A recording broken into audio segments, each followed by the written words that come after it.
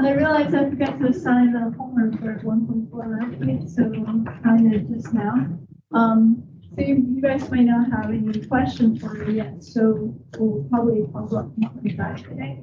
But in the meantime, I'm posting a question on the board for today's previous question. 1.4, we talked about a one-sided limit.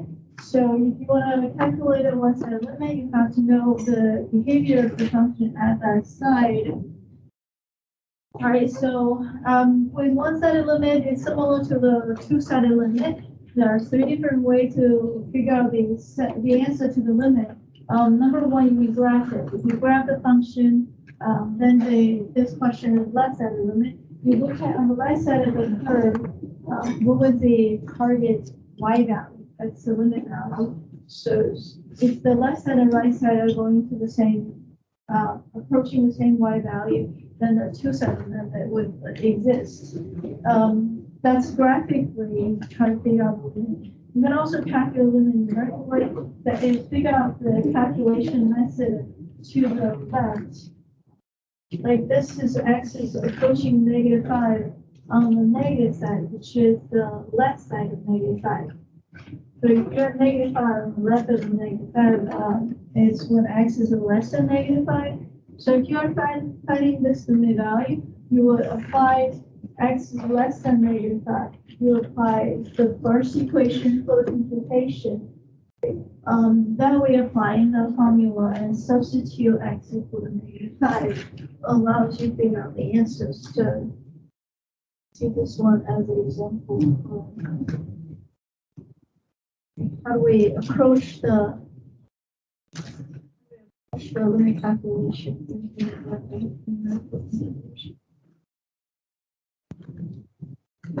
Okay, so for this one, we have that the x is approaching -5 from the left of -5.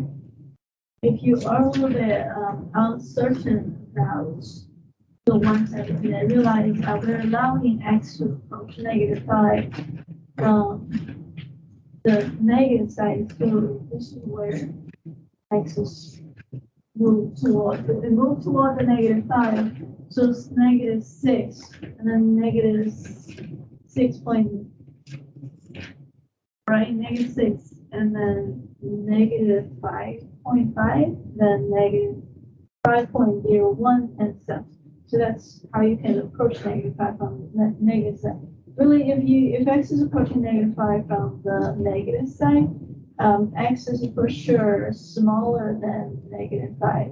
Therefore, we would apply the first condition and use the first formula for the condition. So the calculation would be limit of roots of -4 minus x plus 2 when x is approaching -5. Okay, so realize the sign is not the sign for the negative. X is approaching -5. That's the sign. This negative sign, it's a directional meaning. It's not -5. It's still -5. That makes sense.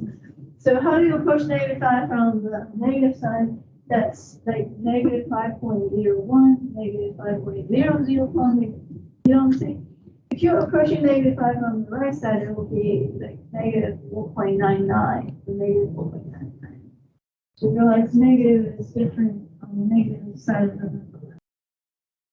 So let's finish the calculation. You're going to plug in the -5 for the x value. There's a negative before the x, so it's -5. Let's finish calculating this one.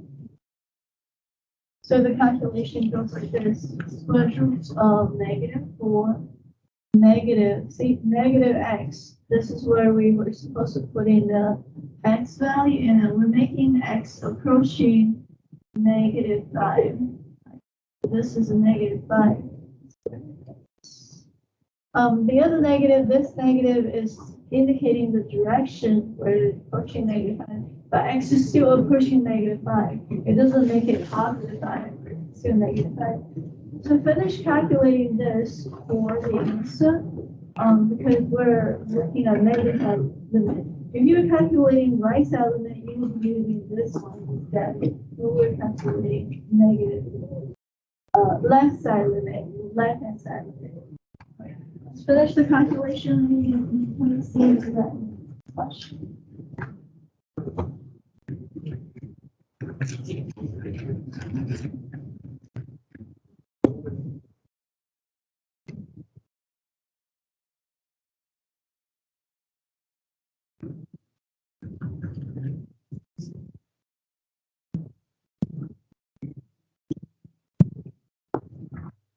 Everybody's answer has been reported. I reported 8.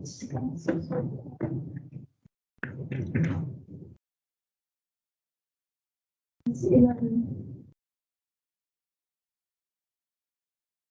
11.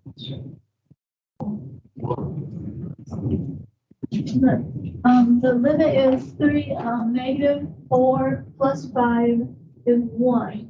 So √1 + 2 is 3.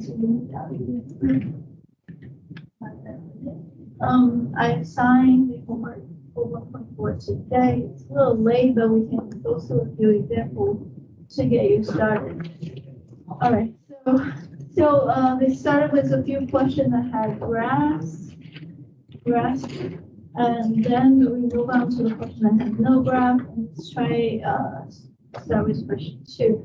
All right.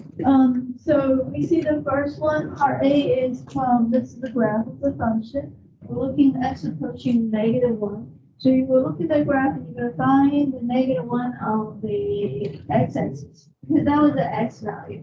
You're going to find the -1 on the x-axis, that's here. And you can see the left side is approaching, see the y value is 0, and the right side is approaching 0. That one is a function value, but this is a limit value. So limit value is 1. Let's see, the left side is 1, right side is 1, so I would answer 1 for the question. So it's 1 here, and then 1 here. That was the left side limit, and this is the right side limit. And then lastly is the two side limit, and they're both equal to 1.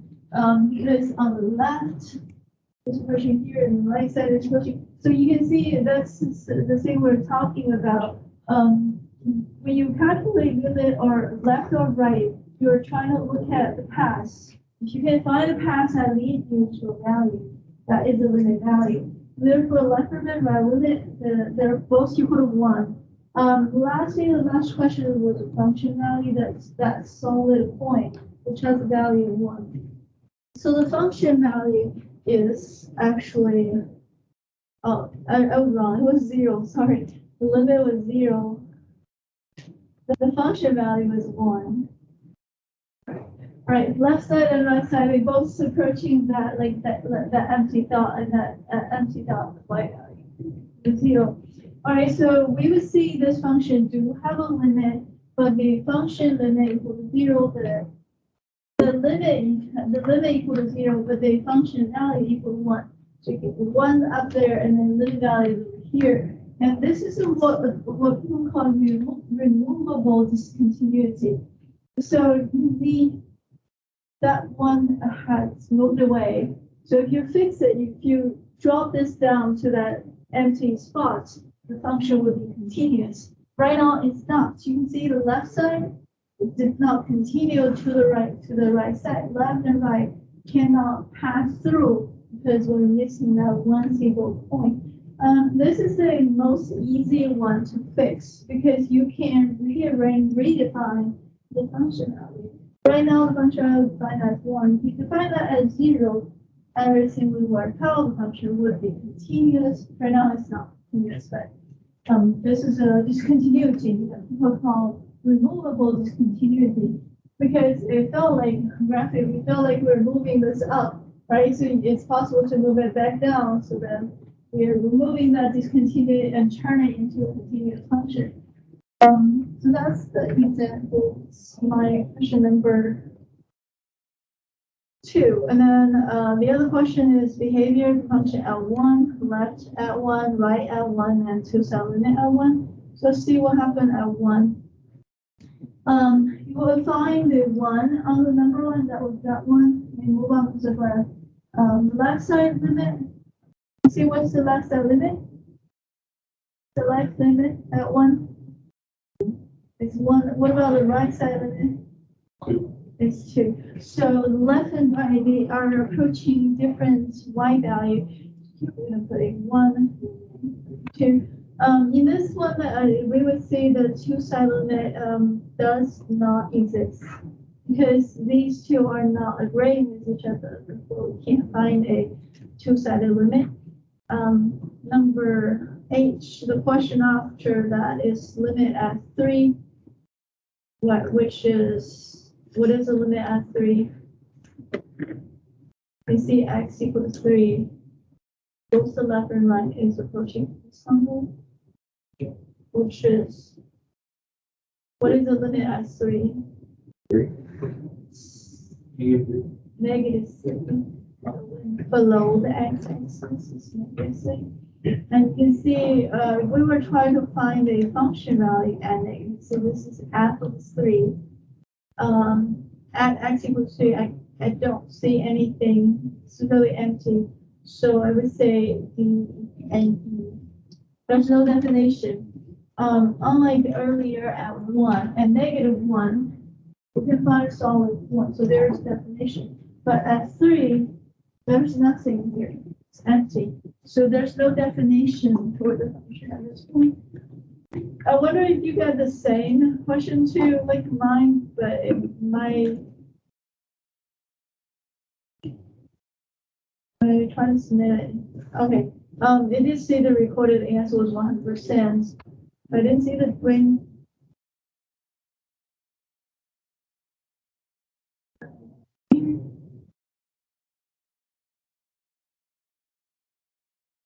Finally, because I was looking for the green bar. Strange. Must be a software level. This is question number 2. Do you have the same thing? Have different version of it? Different version. Yeah, similar. Yeah. Any question for your question 2? Any question for this? All right. So that's number 2. If you want to, we can try number 1, but I'm gonna move on to question number 3. All right, so this is the one that has no graph. I would say the one with the graph is more visual. You can always study the graph in detail. But the one without graph, we also have to look at the algebra. All right, the question says there's an ABC question. We're going to find the limit at 0 on the left, limit at 0 on the right, and limit at 0 with two-sided limit. Now, if you're not sure, you're welcome to graph this function, but for now, I'm going to calculate it without graph, and then probably if you already have some idea, then we can look at the calculation with the graph. All right, so we'll start with the left-hand limit.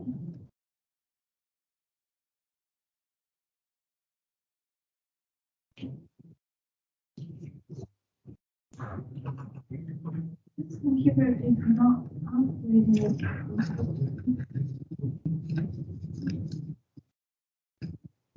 Trying to get some space to.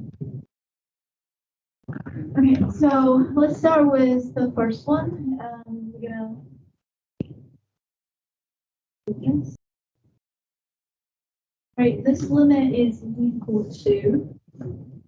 Right, and we're calculating the limit of fx, and fx have that formula. So we're gonna write it out. It's 1 over 1 plus e to the 1 over x. And then x is approaching 0 from the negative side. So x is getting closer and closer to 0. So if you're not so sure about the value, you know x is approaching 0 from the negative side. So it's on the negative side of 0 is a negative number. So x is like a negative 0.1. So we can try to see what the value looks like to get a better idea of this answer. So you can do 1 over 1 plus e to the 1 over negative 0.1.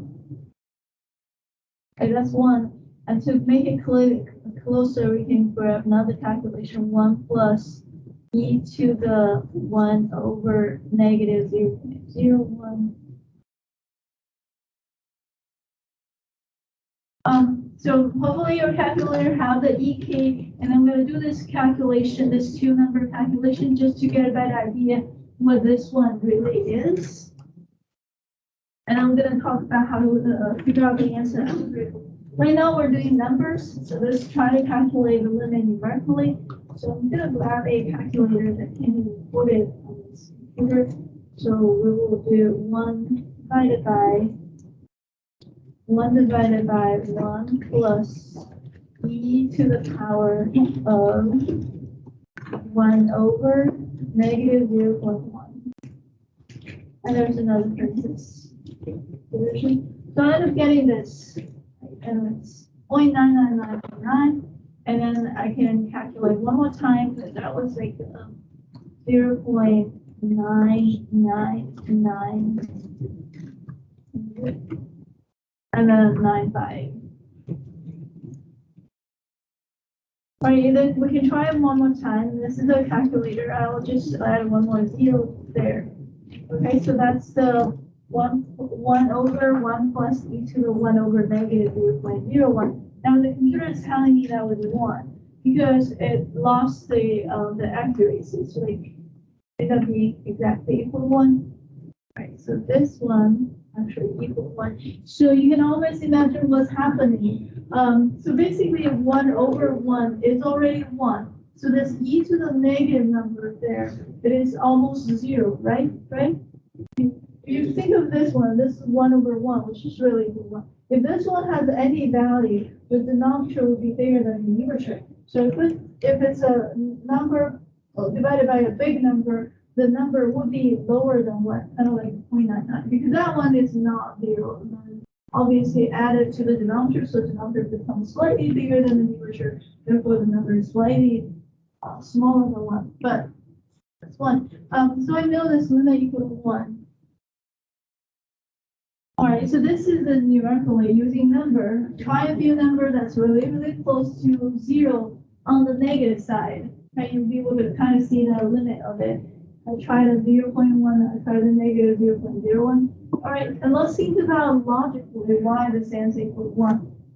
When x approaching 0, what happened to 1 over x? So 0 is really small. I mean, the x is approaching 0, not equal to 0. So x is really small, but a negative is small. So 1 over x is really large. This is 1 divided by 0.1 is 10. If 1 divided by 0.01 is 100. So basically 1 over x will approach infinity if x is really small. But then since x carry a sign, so this is a 1 over x will be a negative big number, like negative 1,000 or negative 2,000. So e to a negative number actually approaches 0, obviously. That's what this shows. So this, whenever the power is a negative large number, negative power means reciprocal. So this is like 1 over e to a really large power. So 1 over a really large number causes that value to approach 0. So this one have a 0 as a limit value. It's 1 over 1 plus 0. That's what's causing that limit to be 1. That's the left side limit. And let's look at the right side limit. So we're going to calculate limit of, yes, I can copy that. All right, so let's calculate limit of the 1 over, same thing, 1 plus e to the 1 over x. When x is approaching 0 from the positive side. And that, what was that? It's easy on the same scenario. Instead of negative 0.1, we're approaching 0 from the positive side, so x is bigger than 0. If x is bigger than 0, but approaching 0, so actually 0.01, 0.001, 0.001, then try based on this setting and see the value. So e is going to infinity, right? So for example, we erase that negative sign, and then become this. All right, so it's 1 over 1 plus e to the 1 over 0.0 without the negative. So that looks like it's a really large number. Let's see if we add another 0. And let's add, to remove a 0. So, so if you have 1 over 1 plus e to the 1 over 0.1, it's 0.004, but if you have negative 1 over 0.1, it is getting smaller and smaller. Okay. So this is also e to the negative 44 is 10 to the negative 44. It means that 0, 0, 0, 0, 0, 44, 0, and then 70, really small. So if you add 1 more 0, the computer lost patience in handling the decimal. Because there are so many decimals, it's almost the same as 0. So we know the limit here is actually 0. All right, trying number that is approaching 0 from the positive side is like trying x. This is 1 over x. So 1 over 0.1, 1 over 0.01, and e to the 1 over 0.1 is really large. So e to a super large number causes e to the 1 over x is really large. So then the denominator is really large. If 1 divided by a super large number, what happened to it? It's approaching 0. And that's the reason that the limit equals 0, because the denominator is way too big. Right? So we realize left side limit and right side limit are not approaching to the same number. And of course, we know the two-sided limit are not going to be 88. So this one is 1, this one is 0, and this one does not exist. I think the best approach for this kind of problem is try to use number to understand the change of the value. Okay, so we were supposed to enter n if it does not exist.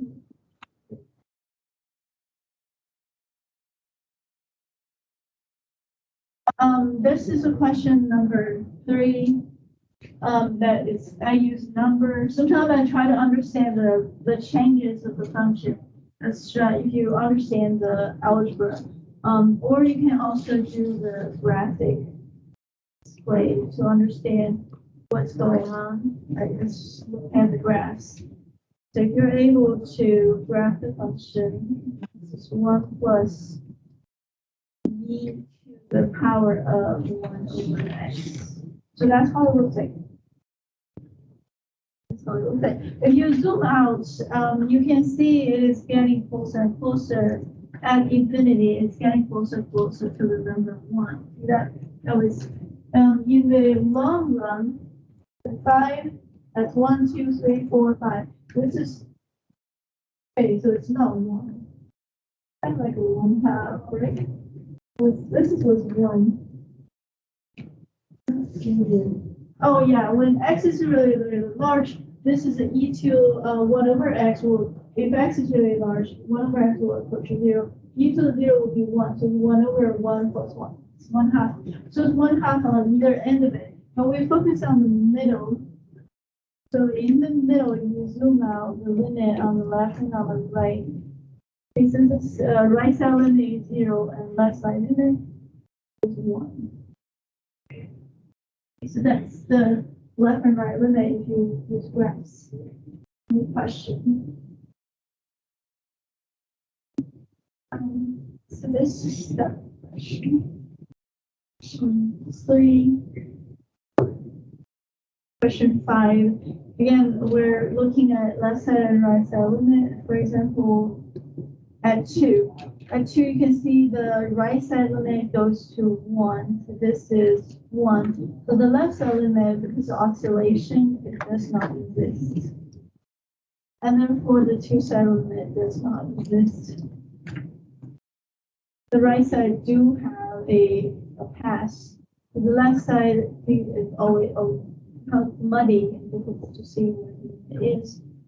And the function's limit at 0 is -1. You can see this is 0, this is -1. The function value and see point at 0, so that must be does not exist. Doesn't have a solid point with x equal to 0. This is question number.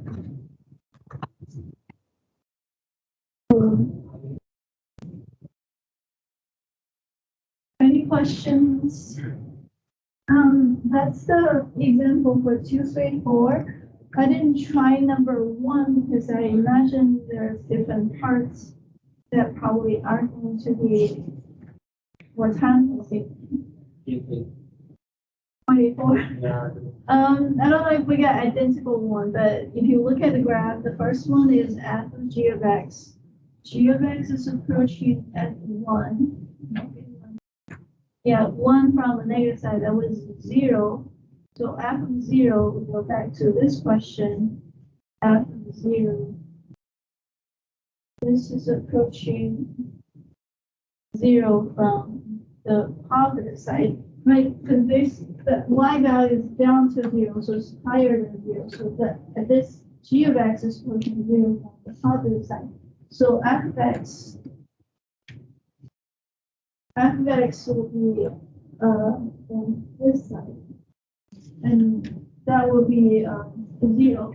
So for the first one, the limit is 0.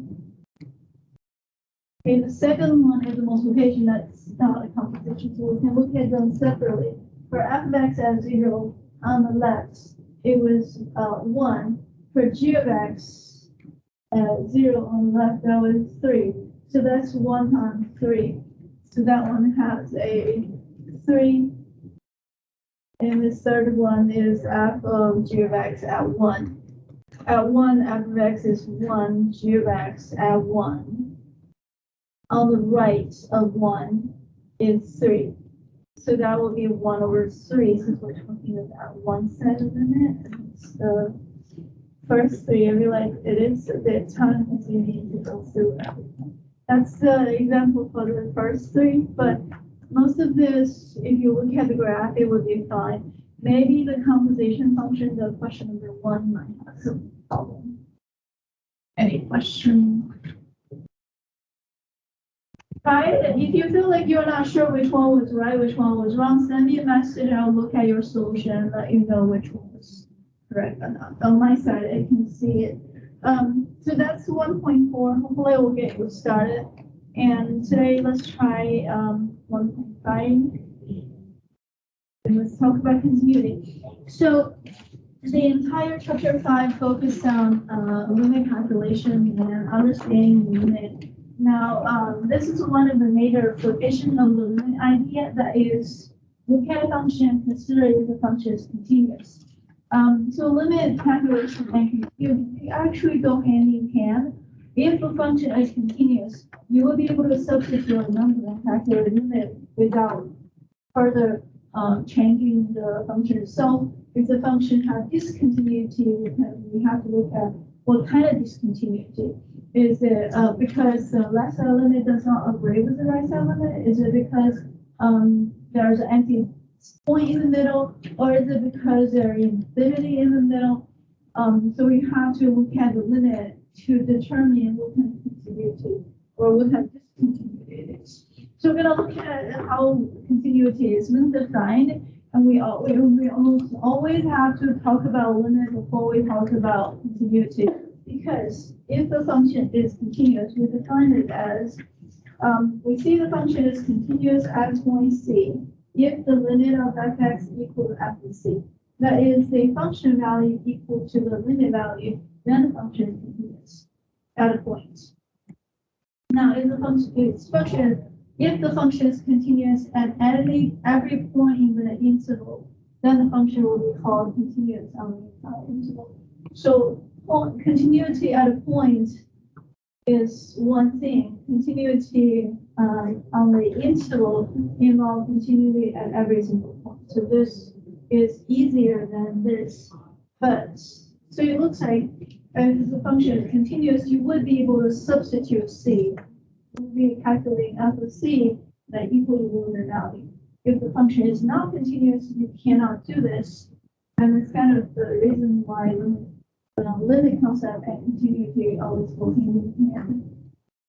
All right, so to determine whether a function is continuous at a given point, you have to have three things. Number one, you have to have a function value. If the function has no value, no definition, of course you can't have continuity.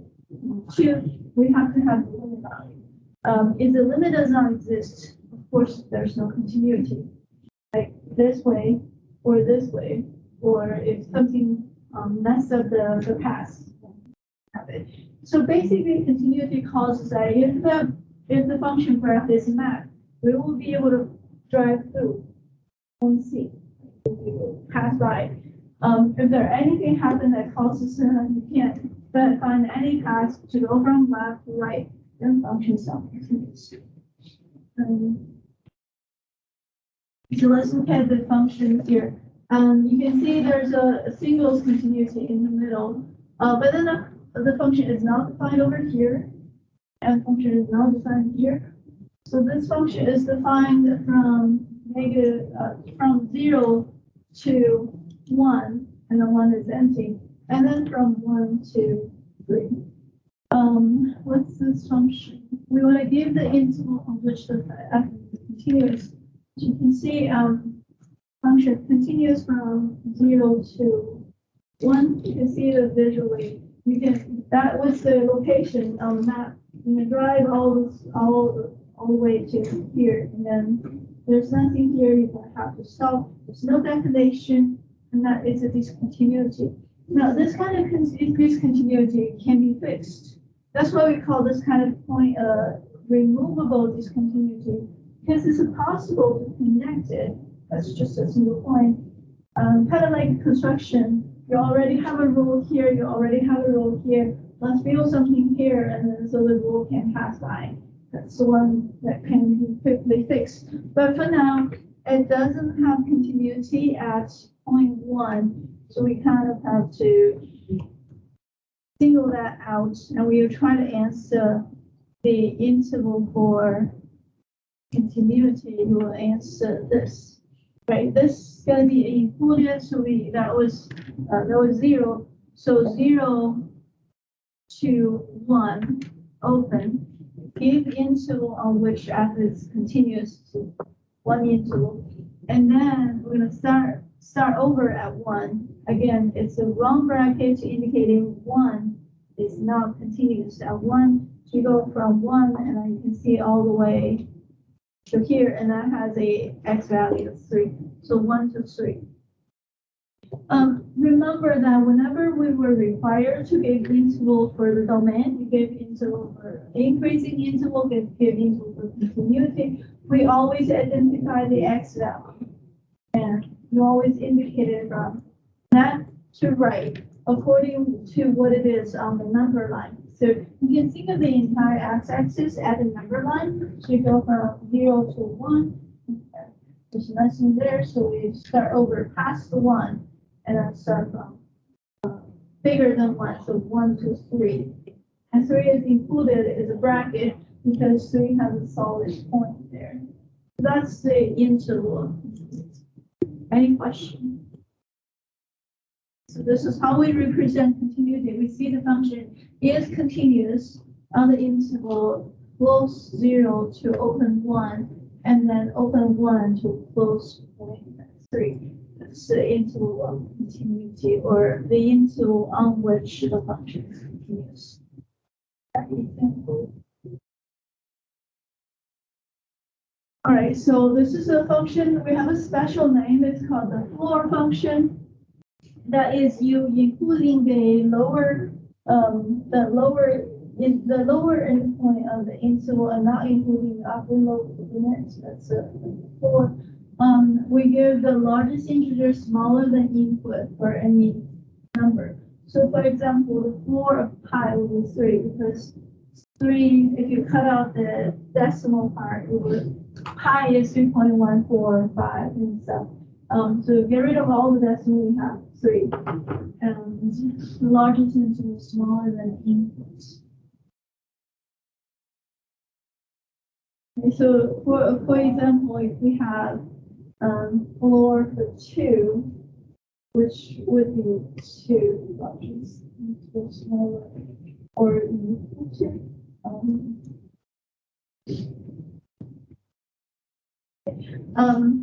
The shape looks like a stairs or steps. That's why sometimes it's also a step function. And you can see from the graph, it's continuous from 1 to 0 to 1, and then 1 to 2, and then 2 to 3. 3 is open.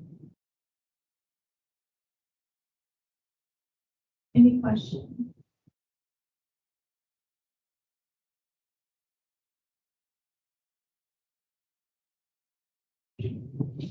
So this is the example where the continuity has many interval, infinite many interval.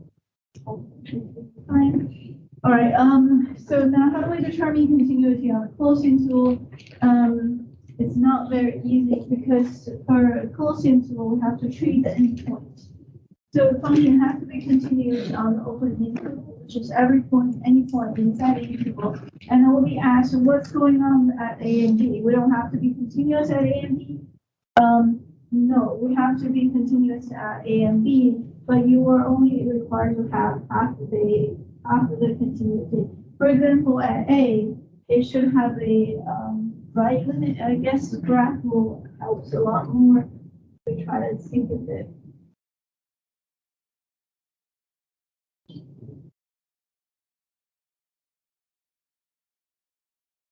So we will draw an interval. This is A, this is B. So let's say this is a graph from A to B. So at point A, you have to have, see this is A, you have to have a right limit that exists. And that right limit has to equal the function value at A. At B, at point B, you have to have a left limit because it's the left side of B that we need the continuity for. So any point inside and in between A and B, you have to have two-sided limit and equal to the function value. But at point A and B, it's a closed interval, so you have to have function value at A and B. Like f of A, f of B has to be well defined, but we don't have to have two-sided limit at A and B.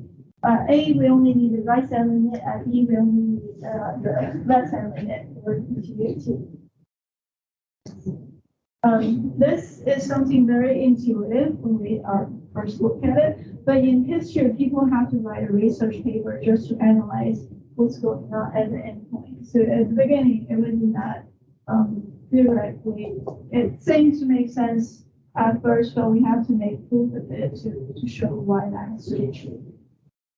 This is the definition for continuity on closed interval. So continuity on closed interval is different than continuity on open interval.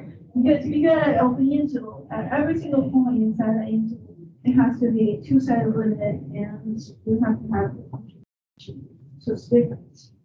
Whenever there is closed interval, we have to treat the endpoint very nicely. That's the definition. All right. So we got a question about determining the interval on which a function is continuous. It sounds trivial, but then when you look at these questions, it almost feels like we're trying to determine the domain because we're trying to figure out the interval on which is continuous. whenever the interval have a separating point, that is when the function is discontinuous. Often is where the function is undefined. So when the function is undefined, that is a point that's not in the domain. So it's kind of like determined domain. So for example, we look at the first function is y equal to 1 over x. If you look at the shape of the graph, it looks like this. And over x is division, so let's zoom out. You see the function 1 over x have to stop at 0 because everybody knew that 1 divided by 0 is undefined. And it kind of makes sense. 1 divided by 0.1 is 10. 0.01 is 10. 1 divided by 0.01 is 100. 1 divided by 0.00001 is 8,000 or 10,000. So the function just goes up and up and up as the x gets closer and closer to 0, right? You kind of understand why this whole thing goes like increase so much at the positive side. On the other side, if x is negative 0, it's going to be negative 10, negative 100, and negative 1,000. So it went all the way down on the left side. And therefore, around 0 on the left side, it went all the way down to negative infinity. On the right side, it went all the way down to infinity. So there's no way the function can connect from negative to positive side. There's no single path. So we do have a discontinuity running in the middle. And that's kind of the reason the domain of the function will be negative infinity on the number line all the way back to 0. 0 is not included, so open interval. And then you have to start over. On the positive side, you go 0 and then continue on to infinity. So visually, the graph function have two separate keys, one on the left, one on the right. And therefore, if you write down the interval continuity, you'll write negative infinity to 0 and 0 to positive infinity. To answer the first question, yes, we'll that.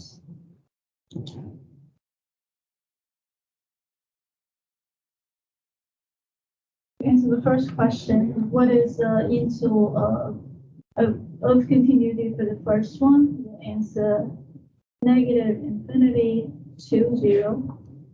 All right, and then we start over, 0 is open, so 0 is open, and then positive infinity. Notice that infinity is also open because infinity is our artificial boundary of the number line, which really indicated there's no boundary going on. Because infinity is not an actual achievable number, and that's why x equal to infinity means that x is not equal to anything, it just means x is arbitrarily large. That's why this is wrong bracket. For the same reason that at 0 is wrong, because if x equal to 0, it will be undefined. That one cannot. Anything is not achievable, we put a wrong bracket and the boundary. If we are able to equal to that value, it will be a graph, a solid point on the graph. All right, let's look at the second function. I don't know if you remember. Let me just ask, what is the sine function's interval continuity? The sine. Do you know the graph of the sine function? Interval has to have left endpoint and right.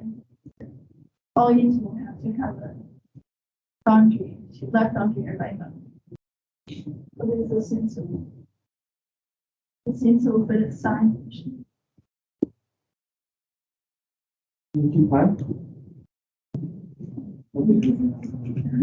Do you guys know what's the sine function's graph?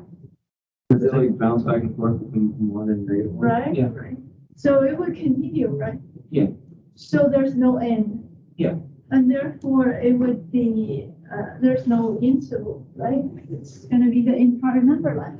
So, right? So it would be like this. If you graph the sine function, this is sine of x. Right? So we don't see any breaks. We can go on and on. You start from infinity, keep going, and even the pattern has no change until to positive infinity. So if you look at the x-axis is a horizontal number line, y-axis is a vertical number line. So it goes from infinity, negative infinity, then that's 0 and continue to path infinity. So for sine of x, its interval of continuity start from negative infinity, go all the way to path infinity. Okay, so this is symbolically to represent the entire number line, the entire x-axis, as our interval of continuity. That's that one. Now, this is a root function. Do you remember what is a root function's requirements? The x, what interval x has to be?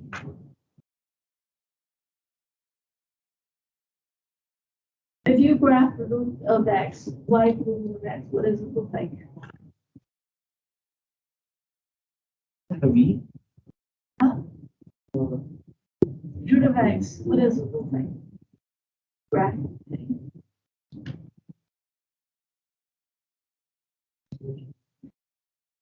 Can you take square root of -1? No, right? So we don't have any negative roots. So we'll start from 0. Right? 0 to any root of any negative, any positive is fine, right? So I think the interval should be 0 to infinity. All right, this is also the kind of function we will have better understanding if we graph it. That's why I do recommend either graph it with a computer or graph it by hand. This is how the root function will take.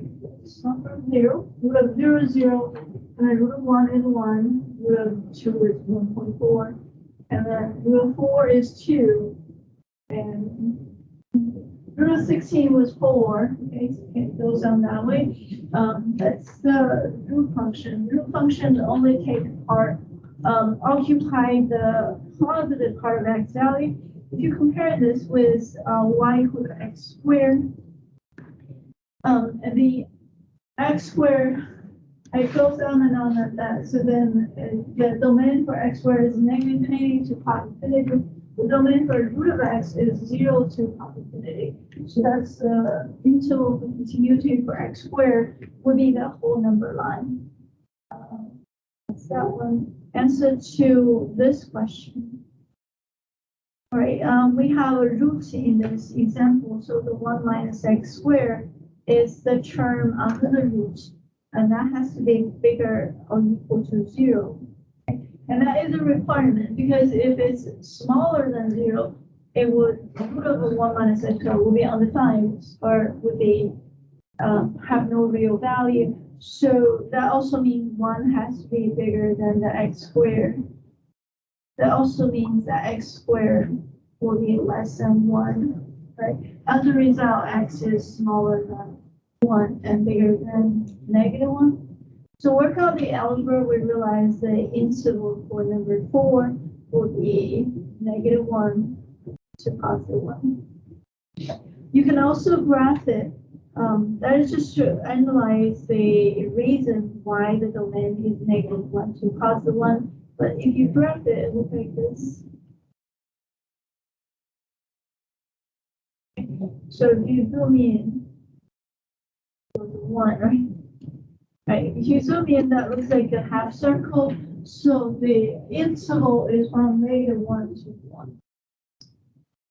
Interval of continuity. And we do have to look at the endpoint by itself. You see, if x equal to 1, 1 minus 1 is 0, and that's fine. So just look at the 0 is fine. So the 1 is included, the -1 is also included. On the graph, we can't tell whether the endpoint is included. You might have to do some calculation yourself to see if it's well defined. That's why we're using bracket instead of parentheses. These are all parentheses because that was bracket because 0 is fine. Square root of 0 is fine, but square root of infinity is the imaginary boundary that has to be a long bracket.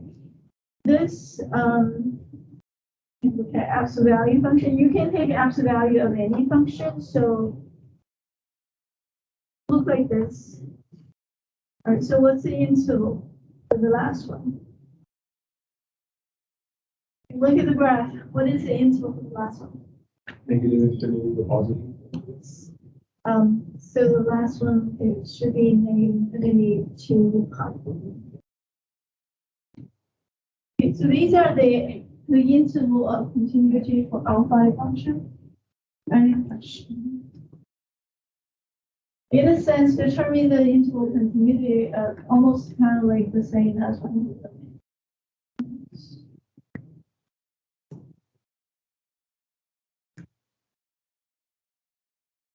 A couple of other things about continuity. When you have a continuous function, you can build more continuous functions. For example, suppose f is continuous, g is continuous, and f plus g is continuous, and f minus g is also continuous. If f is continuous, then f multiplied by 2 or multiplied by any other number is continuous. If f and g are both continuous, then f times g is continuous. It's kind of like what we did when we were trying to find the limit. But with limit, we will substitute or apply the given limit value, but with continuity, which will kind of formatting of the function. If you have two functions that are continuous, then you divide these two functions that's also continuous, as long as the denominator is not 0. Whenever the denominator is 0, that will cause the discontinuity and things might change. If you have a continuous function, the power of the continuous function will still be continuous. If you have a continuous function, the roots of the continuous function will also be continuous. If you have two continuous functions, the contribution of two continuous functions will also be continuous. Pretty much all the gist of there. So this is property of continuous function or combination of continuous function to construct more continuous function. What this page is trying to see. Any question? So basically, the structural function affected how we look at it. Sometimes you try to look at the limit, you look at how the function is structured. Do we have division? Do we have multiplication? Do we have summation? Can we study it one by one? Similarly, when you try to determine the domain of continuity, you might want to look at each piece. Instead of taking it as whole, sometimes we can analyze the structure of the function to figure out what to do. So this is also determining the intervals for continuity. The thing is, these are slightly more complex than the last example, since a few of these questions are not as familiar. So let's try. Okay, so we're going to start with this. If you want to study whether this function is continuous or what influence function is continuous, we're going to look at it one by one. This one is root of x minus 1. So we have to have x minus 1 bigger than 0. So as a result, x is bigger or equal to 0. Right? That's because x is minus 1. You have to guarantee x minus 1 is positive. Because if x minus 1 is negative, square root of the negative will be unreal. Right? So that we have this another part. So we are trying to analyze it part by part. We can try to build a combined requirement. The second part is 5 minus x. Whatever the expression under the root, that expression has to be bigger or equal to 0. So 5 minus x for the same reason, because we are roots, is bigger or equal to 0. And therefore, 5 has to be bigger or equal to x. Or switch the direction, x is smaller or equal to 5. We're going to combine them. This one says x is less than 5. This one says x is greater than 1. So the combined requirement is that interval 1 is less than x is less than 5. And that is saying x got to be a number between 1 and 5. I turn that into an interval notation. That's 1. It's 5. Right. So this is using algebra to determine the interval of continuity. And then again, you can also graph it. So let's see how it looks like with the graphing. Right, so one is square root of x minus 1. That's how it looks like. And one is x equal to square root of 5 minus how it looks like. So you can see for this one to be continuous, x has to be bigger than 1. For this one to be continuous, x has to be smaller than 5. The other result should be between 1 and 5. But you can also look at it together, how it looks like. You have them added together. 596. That's fine. That's the summation of the two. And you can see x is between 1 and 5. So when you join two functions together, you're actually creating something rather different. Once they add it together, there are both of the functions are positive. Therefore, you have a positive function covering in between 1 and 5. Question number 1. So, any question? I hope it makes sense. You don't have to graph it every single time. As you can see, you can do it without the graphing. The graphing does clarify a lot of things that you don't see without the graphing. Right. And let's talk about interval continuity for number 2. Guess what should be the answer? Right, infinity to infinity. The thing is, sine of x is continuous from infinity to infinity. X itself, there's no requirement. X, you can multiply x anytime and with any number. So the calculation itself does not have any restriction. So as a result, since there's no restriction to both of these calculations, that goes for the situation number 4, I think. This one, right? So if you got a multiplication of two functions, both of them are defined for any x value, then the entire function is continuous the whole time, and therefore we would say this is negative infinity to positive infinity. So we don't have any particular requirement or restriction because sine of x is always defined for any x, and the x is always defined, so multiplication of them is always well defined for any x value. Now these two, the root of x minus 1, we have to require the x to be large enough. If x is negative, things are not going well, there's no value. Over here, 5 minus x, we want x to be small because 5 minus x is in the subtraction. So if x is small, smaller than 5, we're fine. But if x is 7, see 5 minus 7 is negative 2, that square root of negative 2 is unreal. Therefore, there will be a problem. So each one have their own requirement, and then together we have x is being limited between 1 and 5. So the structure of the function itself is causes us to have to require an interval. If the function itself does not have a requirement, then we don't have any problem. Number 3 is tangent of x. Tangents have a underlying relation, that is, tangent is being defined by sine of x divided by cosine of x. Tangent equals sine divided by cosine. So even though tangent is a single function by name, but the definition of tangent relation of the trig relation causes us exponential division in there.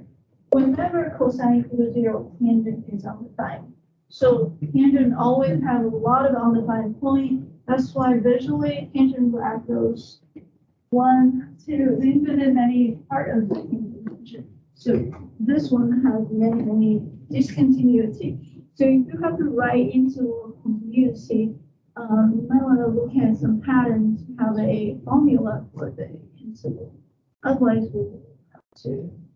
it will be difficult to express the continuity. So we have many parts. Negative pi over 2 to positive pi over 2. Pi over 2 to that's 0, and that was pi. 3 pi over 2. So pi over 2 to 3 pi over 2. Every section they have a length of pi. 3 pi over 2 to 5 pi over 2, 5 pi over 2 to 7 pi over 2, 7 pi over 2 to 9 pi over 2. So we can give it a formula for every interval. So then it looks like this. So for this one, it's continuous from So it's odd number pi over 2 express it.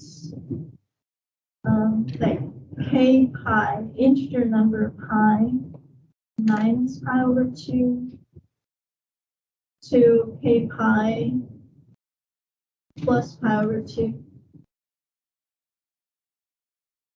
K here is integer. Right? So for example, k equal to 0 is the middle part. When k equal to 0, the k pi equal to 0. So it's negative pi over 2 to positive pi over 2. If k equal to 1, right, pi minus pi, that's pi over 2 to 3 pi over 2. If k equal to 2, that's 3 pi over 2 to 5 pi over 2, right? Basically all numbers, right? That's an easy way to represent all this infinite many part of it, because there are infinite many integer of k. Like this, we can use a single formula to represent all the intervals. Number 4. Right, so then we're going to take square root of ln function. In this, if you are thinking about how to come up with the domain without graphing it, you're going to look at these two calculations. Number 1, we have ln function. Logarithm function requires x to be a positive number, because the logarithm is a exponent and the logarithm is exponent. So you raise any number to a exponent, the outcome is a positive number. So e to the x is all positive. The output of the e to the x is input for the logarithm. So x has to be positive. If you take logarithm of any negative number, it will be on the side. So ln cannot be, this x cannot be a negative number or 0. ln 0 is also on the side. We already have a requirement that's 0 to infinity. That's because of ln. And then we have the roots. If we are putting anything under the roots, this number that we put under root has to be positive. So that means ln of x, we have to guarantee this is positive or 0, because if ln as a whole, if this is negative, root of the negative number will be on the side, will be not real. So that is the second requirement. First requirement because of logarithm calculation. Second requirement is because of root calculation. So your function definition dictates the way we determine the interval. For that requirement, we have to write a little bit further. So if ln of x is bigger than 0, then x has to be bigger than. If we want to get rid of the ln, we have to do e. So this has to be bigger than e to the 0. E to the 0 actually equals 1, so x has to be bigger than 1. So the second requirement 1 has to be bigger than 1. First requirement is bigger than 0. If the number is bigger than 1, of course it will be bigger than 0. So out of 2 requirements, we almost always follow the one that has the bigger, like stricter requirement. So the combination of it will have to be bigger than 1.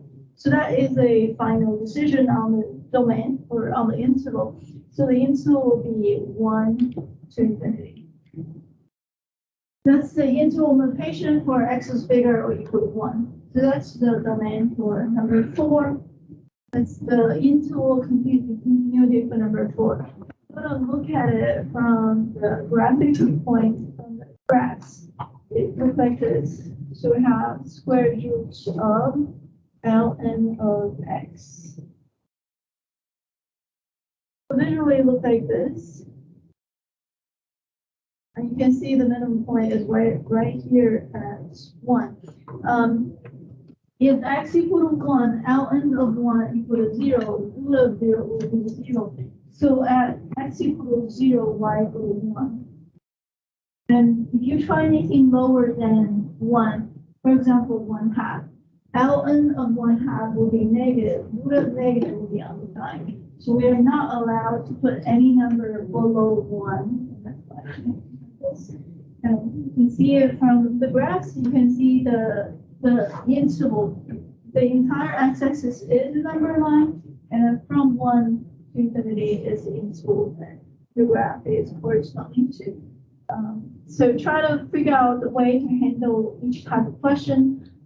Sometimes you can use numerical calculations. Sometimes you can use graphs, and sometimes you can look at the function definition. So like the tangent is equal to sine over cosine. That we can see whenever cosine equals to 0, tangent will be undefined. For example, whenever x equals to power 2, cosine power 2 is 0, so the tangent power 2 is undefined. Any question?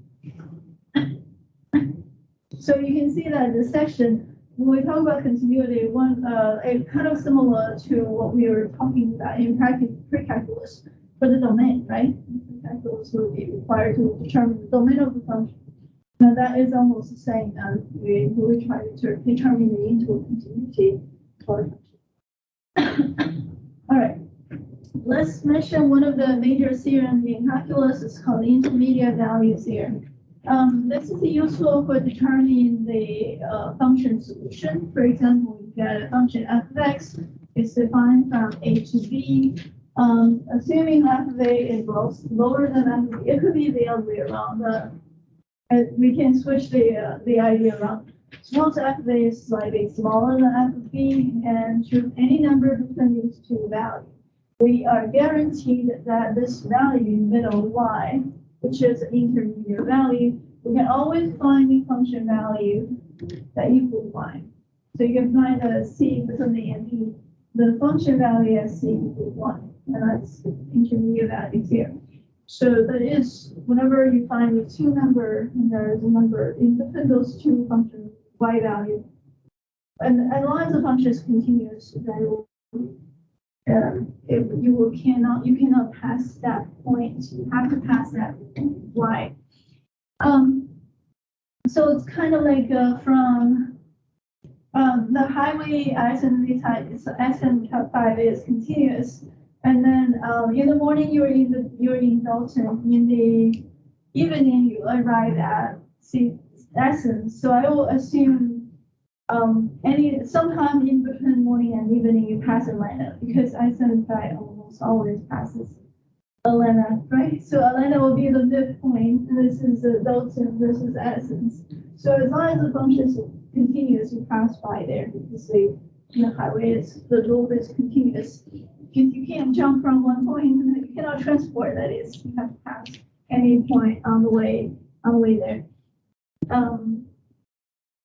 All right, so let's look at an example for how we apply intermediate value theorem to solve the question. This is our last example. We have a more better way to solve the question, but bisection method is one. And let's see if we can finish this question. This is the last slide? Yeah, this is last slide. So we're going to use the intermediate theorem as a solution to try to find a solution to this.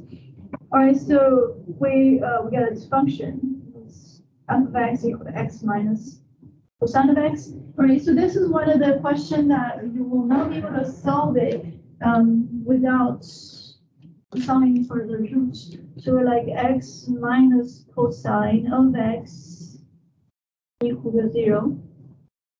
All right. Normally, if you have like a cosine x equal to 1, all right, you would do x equal to cosine inverse of 1, and you solve it, you get actually 0. Okay. You'll be able to find the solution because there's only one variable. But this question where we have variable there, we have variable there, you can't do cosine inverse, because the whole point is to get x by itself. If you are having cosine x equal to cosine inverse, you have x over here. So the x is not isolated. As long as you have two separate variables, you have to try a possible way to combine the two x's. Right now, one of the two x's is stuck inside of cosine. You can't join them together. You can't make x by itself, because that x and this x is two separate x. You cannot solve that x without solving this x, right? So it's really hard to solve this kind of equation analytically. So we don't have an analytical solution, but if you pop this into a computer, the computer is going to tell you a solution to it. So how do we get that solution? We call this kind of solution numerical solution. That's why I say accurate in 3 places, because we're using number.